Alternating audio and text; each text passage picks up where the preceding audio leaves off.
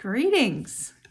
I come to you from Vancouver, Washington, land of straws, plastic bags, and people who wear deodorant.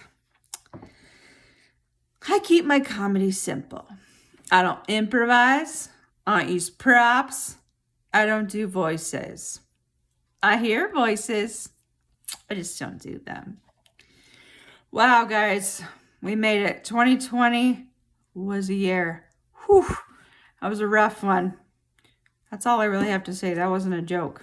It was a year. We made it. So before I was a comedian, I was a doctor. But like a few years back, I decided that like online stand-up comedy would be so much more lucrative than medicine. And I went ahead and like had my residency program let me go. Some would say it was my schizoaffective disorder, but I'm gonna go ahead and say they wanted my comedy career to take off. So you'd think, since I'm a doctor, that I'd be so much more helpful in this pandemic. But so I got my medical degree in 2009 with the pace of medicine. That's basically the dark ages at this point. Like that was back when we could use antibiotics and like pain medication. That's like me learning about the widespread use of leeches for bloodletting and like cocaine. So I really did try to be useful in the pandemic. I did so by trying to stay out of the hospital. So being a doctor and being a patient too is really hard. I know when I know more about something than they do, which is always, I tend to think I can take care of myself, which is probably why I end up in the ER frequently. And nurses on this psych unit always tend to think I'm delusional.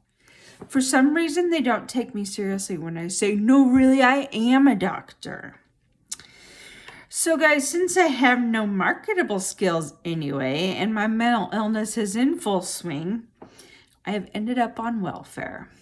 We need to talk about all those people on welfare that you see in the grocery store whipping their food stamp card out of their designer purses while holding their iPhone and buying organic quinoa.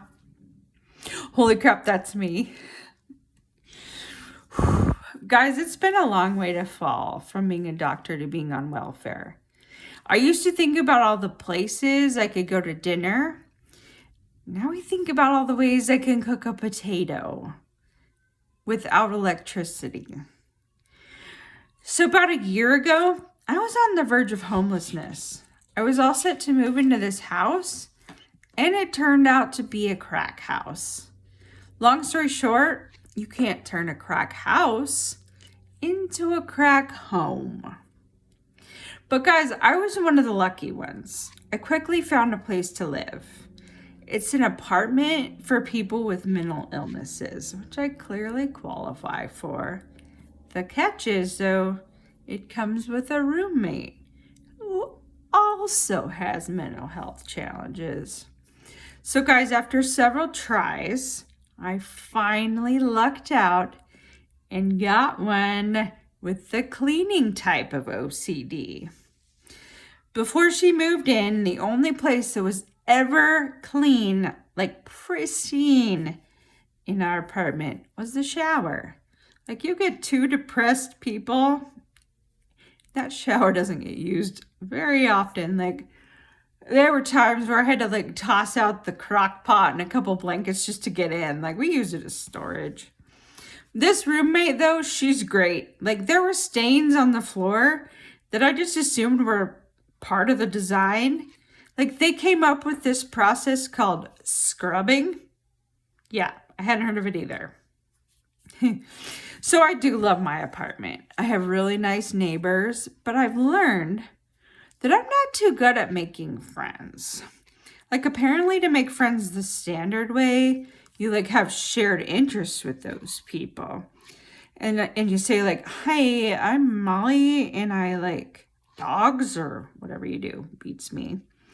But like, no, I get real awkward and I like overshare and stuff. And so like, I'm like, hi, I'm Molly.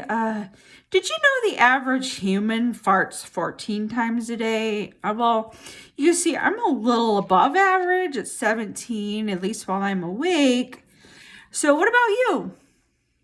Okay. So guys, I don't have a lot of friends this way, but I sure have to hang on to the ones I have because they know they are true friends and they know I'm not just full of hot air. Okay, thank you. Have a good time. Bye.